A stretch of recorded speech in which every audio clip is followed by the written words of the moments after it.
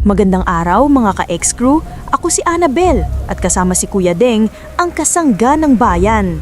Ngayon, tatalakayin natin ang isang issue na hindi lang basta usapin ng gobyerno, kundi isang issue na direktang nakakaapekto sa ating mga buhay, ang matinding pagbaha sa ating bansa. Ang galit ko, hindi lang sa mga proyekto ng gobyerno, kundi pati na rin sa ating mga kapabayaan bilang mga mamamayan. Oo, may malaking kasalanan din tayo sa nangyayari. Bakit? Dahil sa patuloy na pagkalat ng basura at kawalan ng disiplina. Magtutulungan tayo mga ka-ex-crew para malutas ang problemang ito. Hindi naman nagkulang ang Congress at ang Senado sa pagbibigay ng pera para sa flood control. Kung tutuusin, 450 billion. Halos 1.4 billion a day ang flood control budget.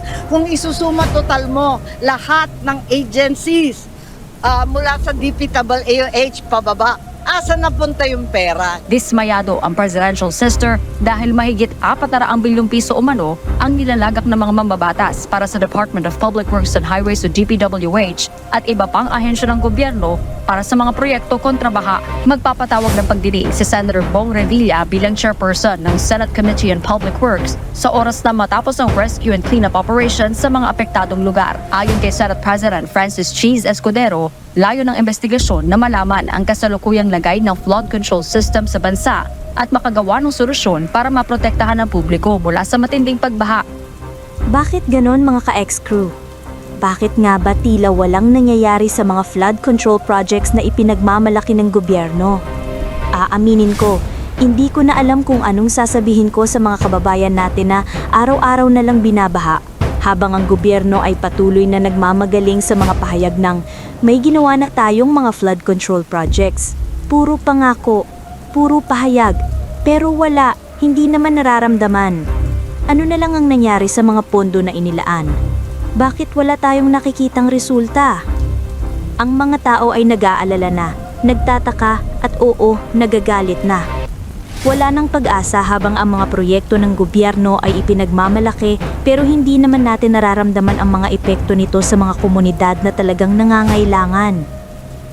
Tuwing may malalakas na ulan o bagyo, para bang walang ginawa ang gobyerno, para bang ang mga proyekto nila ay pawang palabas lang. Kung tunay na may epekto ang mga flood control projects na ito, bakit patuloy na lang ang pagbaha? Bakit hindi nila naipasa ang mga proyekto na talaga namang makikinabang ang mga tao? Puno na tayo ng pangako, bawat taon na lang may sasabihin ng gobyerno na may mga flood control na ginagawa, may mga plano, pero hindi ba't paulit-ulit na lang ang sitwasyon? Bakit hindi ito ramdam ng mga tao? Bakit sa kabila ng napakaraming budget, hindi pa rin natin maiiwasan ng pagbaha? Paano kung ang mga proyekto ay ginugol na lang ng walang tamang pagsusuri?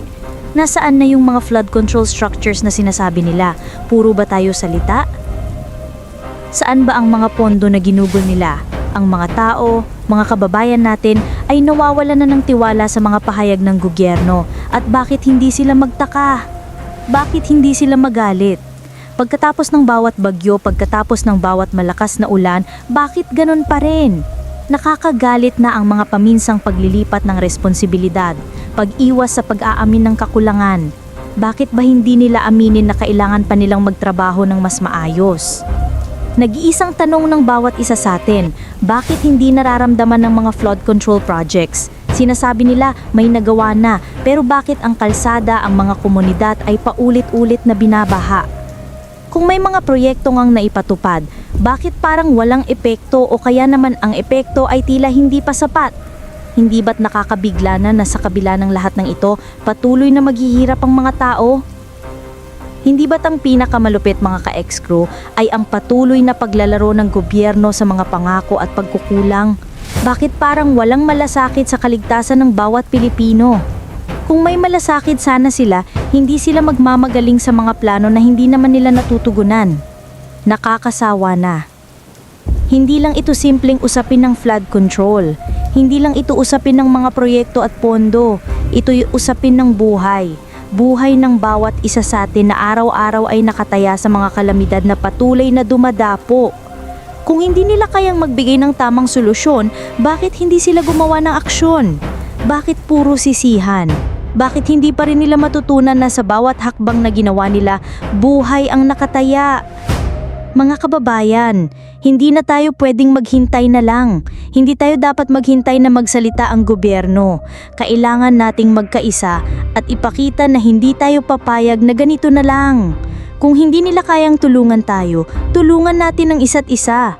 Pero nakakalungkot na sa kabila ng lahat ng ito, parang walang plano na tama para sa kaligtasan ng lahat.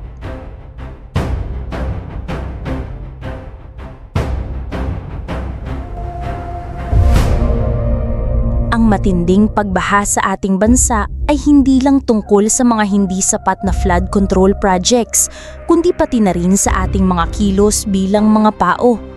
Oo mga ka-ex-crew, hindi lang gobyerno ang may kasalanan dito. Si Dr. Mahar Lagmay, isang geologist at executive director ng UP Resilience Institute, ay nagsabi na ang isa sa mga dahilan ng pagbaha ay dahil sa mga flood control projects na ipinapasa nang hindi muna pinag-aaralan ng mabuti. Hindi ba't nakakabigla mga ka-ex-crew na ang mga flood control projects na ito na malalaking budget ang ginugol ay ipinapasa ng basta-basta nang walang mga tamang simulation at pag-aaral? Tapos, pinipilit nilang magtapon ng malaking halaga para lang sa mga proyekto na hindi pa man lang nasubukan? Hindi ba't ito'y nagpapakita na hindi nila priority ang kaligtasan natin? Bakit? Bakit natin ipagpapasapasahan ang mga ganitong bagay na may malalim na epekto sa ating mga buhay? Pero hindi lang ang gobyerno ang may kasalanan dito. Ang mga tao rin, mga ka-ex-crew, ay may malaking bahagi sa problema. Pansinin niyo ba, saan na napupunta ang mga basura natin?